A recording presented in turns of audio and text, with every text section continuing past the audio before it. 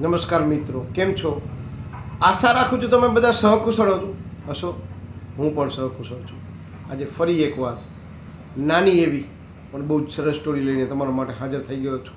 તો ચાલો મોડું ન કરતાં આજની સ્ટોરી શરૂ કરી. એની પહેલાં કહેવા માગીશ કે ચેનલ પર નવા હો તો સબસ્ક્રાઈબ કરી લેજો. વિડીયો જો પસંદ આવે તો લાઈક કરી દેજો અને આ વિડીયો ભાઈબંધ દોસ્ત ફેમિલી મેમ્બર સાથે શેર જરૂર કરજો. જે લોકો પૈસા વગર પણ માનવતા માટેનું કામ કરતા હોય ને એ આ વિડીયોને જરૂર શેર કરજો. અને એને પણ જરૂર શેર કરજો કે જે ખાલી પૈસા માટે જ કામ કરતા હોય. અને જો વિડીયો ગમે તો વિડીયોને હાઈપ કરવાનું બિલકુલ ના ભૂલતા. તો ચાલો મોડું ન કરતાં આજની સ્ટોરી શરૂ કરીએ છીએ. એક સોસાયટીમાંથી એક વ્યક્તિ બહાર નીકળે છે. બહાર નીકળે છે તો બહાર ખુરશી પર સિક્યુરિટી બેઠો હોય છે. નજર કરે છે કે નવો છું. તે કે હા સાહેબ 2 દિવસ જ થયા છે મેં જોઈન કર્યું. તે કે બાપા હતા એ ક્યાં ગયા? કે બાપા ઓલા બીજા ગેટ ઉપર ગયા છે, હું અહીંયા 2 દિવસથી છું. કે તને મેં ક્યાંક જોયો હોય એવું લાગે છે. પહેલાં ક્યાં નોકરી કરતો? તે કે ફલાણા મોલમાં કરતો. કે અહીંયા કદાચ જોયો હોય છે. તે કે ના, અહીંયા નથી જોયો, કારણ કે અહીંયા તો હું કોઈ દી જતો જ નથી. સાહેબ ક્યાંક જોયો હોય છે, બીજું હું કાંઈ વાંધો નહીં, બેસને નોકરી કરતો. એ ભાઈ નીકળી જાય છે. થોડાક આગળ નીકળે ને ક્લાયન્ટનો ફોન આવે છે. હા આમ ને તેમને વાત કરે છે. વાત કરતાં કરતાં એને યાદ આવી જાય છે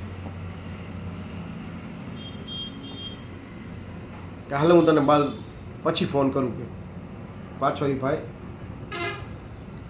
પાછો વળે છે.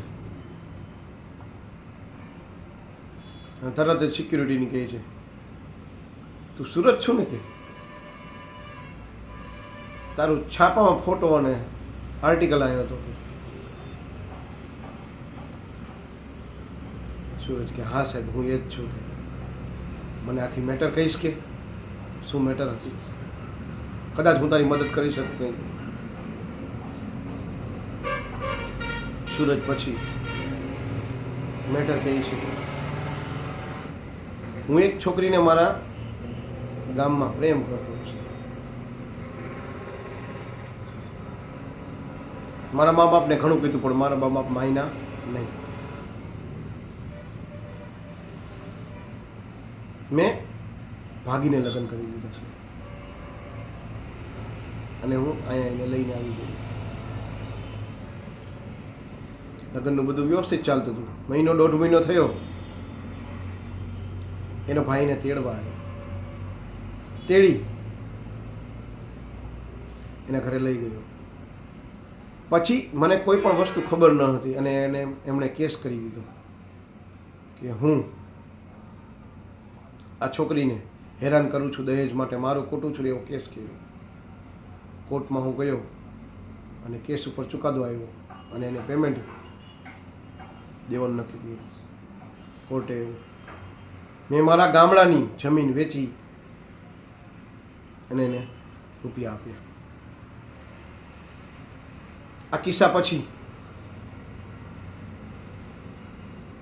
મારા પપ્પાએ મને બેદખલ કરી દીધો કે મારે તારે કોઈ લેવા દેવા નહીં. અને મારા મમ્મીને પણ એટેક આવી ગયો. એ પછી પૈસા ટકે તો મારી પાસે કંઈ રહ્યા ન હતા. કે અહીંયા તો કંઈ કામ ધંધો કોઈ મને આપતું નહોતું, એટલે હું બીજા શહેરમાં આવી ગયો. અહીંયા પણ કોઈ ખાસ બીજું કોઈ કામ મળ્યું નહીં, એટલે સિક્યુરિટીનું કામ કરું છું.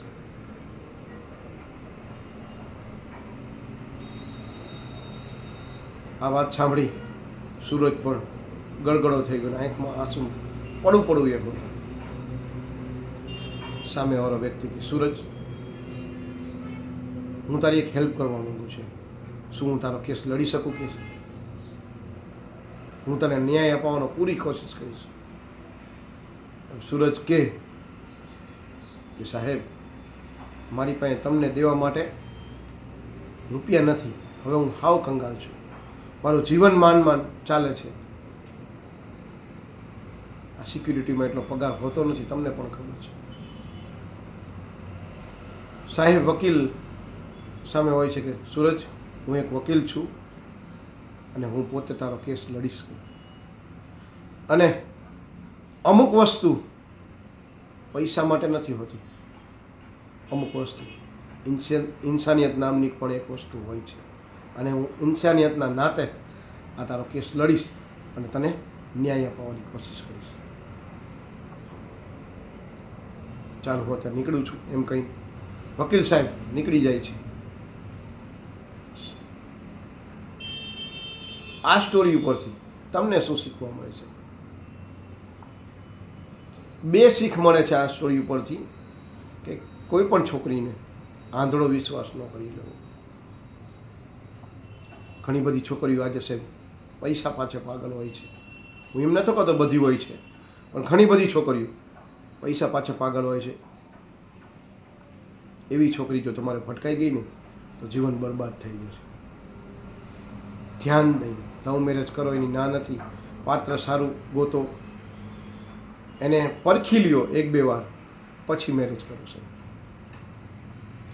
બીજી શિખામણ એ કે બધી વસ્તુ પૈસા માટે નથી હોતી છે. કેટલાક કામ ઇન્સાનિયત માટે પણ કરવા જોઈએ. જે કામ આ વકીલ સાહેબે એક નાના એવા સિક્યુરિટી ગાર્ડની કેસ લડવા માટે કહ્યું. ઘણા બધા વ્યક્તિ ખાલી પૈસા માટે જ કામ કરતા હોય છે. એને પણ હું કહેવા માંગીશ કે કેટલુંક એવું કામ વગર પૈસે ગરીબોનું પણ કરી આપવું જેથી દુઆ મળે. કારણ કે ઘણી વખત દવાખાને પૈસા નહીં, દુઆ કામ લાગતી હોય છે. તો ઘણી વખત પૈસા વગર પણ કોકનું કામ કરી આપવું જેથી તમને દુઆ મળે છે. કદાચ એ દુઆ તમને ક્યાંક આડી આવે. આ બે શીખ તમને જો પસંદ આવી હોય તો વિડીયોને એક લાઈક કરી દેજો. ચેનલ પર નવા હો તો સબસ્ક્રાઈબ કરી લેજો. આ વિડીયો ભાઈબંધ દોસ્તાર ફેમિલી મેમ્બર સાથે શેર કરજો. અને જે ખાલી પૈસા માટે કામ કરે છે ને એને આ વિડીયો જરૂરથી શેર કરજો. અને જેને આંધળો વિશ્વાસ કરી અને પ્રેમ કરીને પ્રેમ લગ્ન કર્યા હોય હેરાન થતો હોય ને એને આ વિડીયો શેર કરજો. અથવા તો જે વ્યક્તિ આવી રીતે જ પૈસાથી લૂંટાણો હોય, છોકરીએ ધોકો દીધો હોય, એને આ વિડીયો જરૂરને શેર કરજો. તો આજ માટે આટલું જ. જય હિન્દ, વંદે માતરમ દોસ્તો.